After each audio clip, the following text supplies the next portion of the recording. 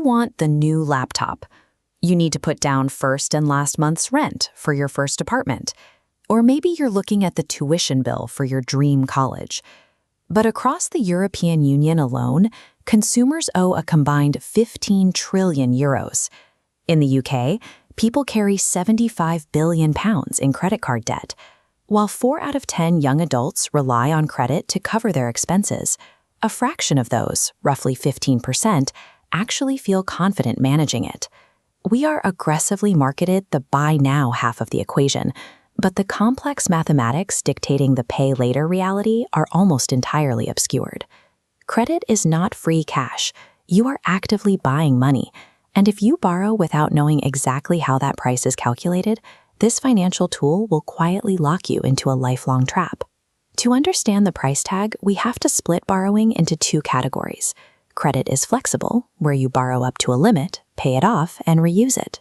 A loan is a fixed, one-time lump sum with a set repayment schedule. In both cases, the lender isn't doing you a favor. They charge a fee for the privilege of using their money. That fee is called interest, and it is the sole engine driving their profit. This document breaks down how that profit is calculated. The top section shows simple interest. Here, the fee is calculated strictly on the original amount you borrowed. If you borrow 1,000 euros at 5% simple interest for a year, you owe exactly 50 extra euros. Compound interest is entirely different. Instead of just charging you on the original 1,000 euros, lenders charge you interest on the principal plus the interest that has already piled up. The debt grows exponentially because you are literally paying interest on your interest. When banks advertise a loan, they usually display the nominal rate. That number acts as a marketing sticker price. It deliberately ignores how frequently that compounding math is actually applied to your balance.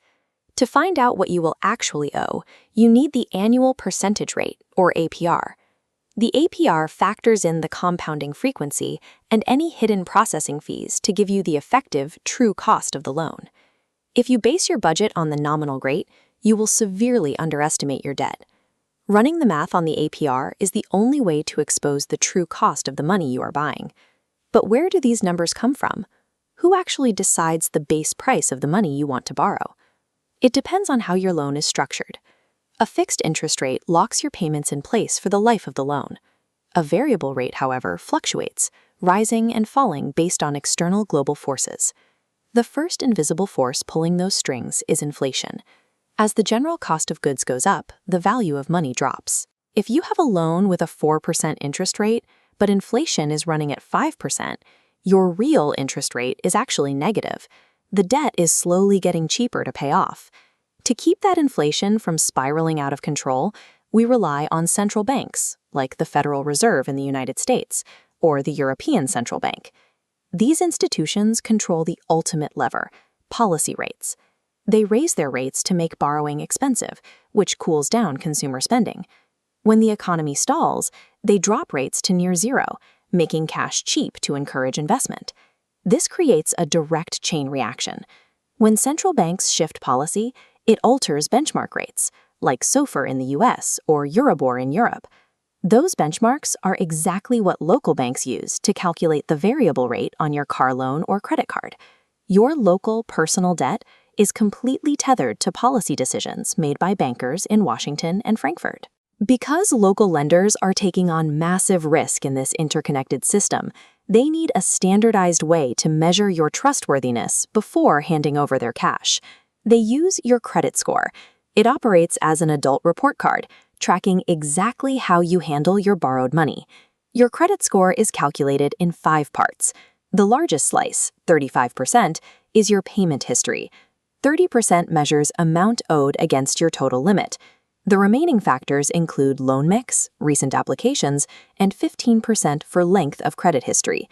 This entire system rests on a core economic principle, the time value of money. 1,000 euros today is inherently worth more than 1,000 euros a year from now, because cash in hand can be invested to generate a return. When you demand the APR, dodge compounding debt, and build a high credit score, you stop paying for someone else's returns. You stripped the system of its mystery.